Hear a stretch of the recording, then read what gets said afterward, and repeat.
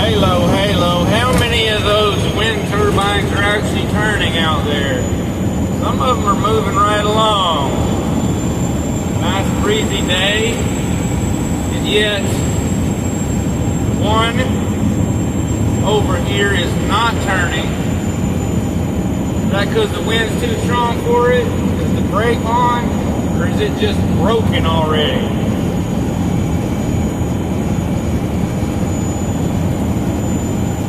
How much energy do these things produce? And where does the energy go? Does it go straight to your house? Some corporation, some manufacturing plant providing for you? Does it go straight to some electric car? They gotta have a big battery bank down at the base of each one of them things. While the fiberglass turbines are constantly shedding microplastics over the farmland, making the fields unable to use to grow crops, especially vegetable crops. Check out Heartland Institute, Climate Realism, Stopping Socialism, all on Rumble and YouTube. Check out their websites by similar names, Climate at a Glance, and Watts up with that, WATTS for Mr. Anthony Watts.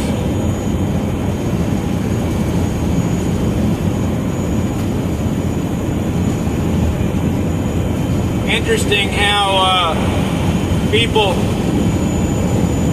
in the New England states are now raising Cain because the turbines twice this large as these here, one single blade broke off and busted up and is covering beaches on islands and extensive coastlines so that people can't go out on the beach because of shards and big chunks of fiberglass. Meanwhile, how does that affect the animals? They call it green energy because it's supposedly better for the environment.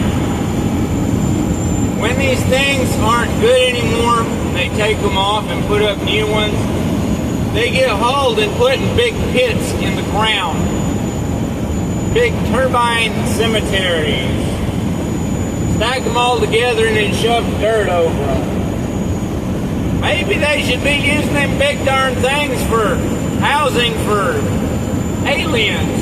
Got all these aliens landing, maybe they should be using that for housing instead of 5-star hotels at our expense. And $1,000 to $4,000 a month in food stamps while the rest of us pay for it. And only got $500 a month budget out of our own income for freaking groceries. Here's another one of those. Nope, I'm wrong. Looks like 2 more turbines aren't moving at all, even though we got some nice wind going. Lots of energy they putting off over there. And how much microplastics are covering thousands of acres of farmland over here with all these turbines. 100 square miles, maybe. This is just one field of them. How far have I traveled so far in the last 4 minutes? Over 4 miles.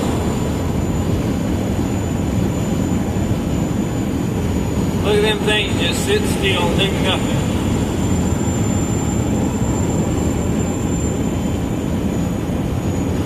And guess what? They use what to keep them lubricated? Oil. Where's the oil come from? Crude oil. Where's that come from? Out of the ground. They call it fossil fuel, even though it doesn't come from fossils. all the trees and everything that were covered up during Great Deluge or volcanic eruptions and so forth decays, along with the animal life that decayed. That's why there is so much, such extensive amounts of crude oil beneath Earth's crust. Constantly more larger cavities of it found, probably because Earth continues to regenerate it, make more. More research is needed, but there's already research papers out completely debunking the fraud of Rockefeller claiming it was fossil fuel and paying scientists to tell everybody that. So we would think it was going to run out in the early 1970s so they could hike the price of fuel up by hiking up the price of crude oil per barrel. October 2020, I paid $1.79 a gallon for diesel in the Peterbilt I was running at the time. Now, thankfully, a gallon of diesel is not $5 anymore, but I'm definitely paying well over $3 a gallon, and it's going up again. And that's here in Texas, where it's cheaper than a lot of areas because a whole lot of it comes from here and the refineries are here. And the only reason it's a little lower is because they drained our strategic petroleum reserves down to almost half capacity from where it was. And it took 30 years to get it up to that much. That was just recently drained out in the last 3.5 years. Since all the events that started January 20th, 2021. To meet these globalist, fraudulent green agendas. Don't be surprised if this video gets uploaded and has a little tag under it from Google about climate and how it changes. Another false narrative. Have a good one, folks. Enjoy the countryside while it's still there. The more people do to try to control the earth, the more they're just going to wipe themselves out, which is the actual agenda of all the globalist organizations. The Club of Rome has a map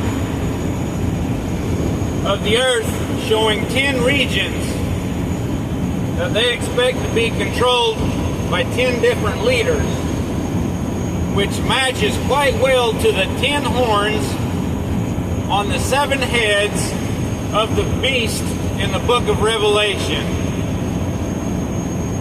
Keep on praying and studying, folks. Jehovah God bless you in the name of Jesus Christ.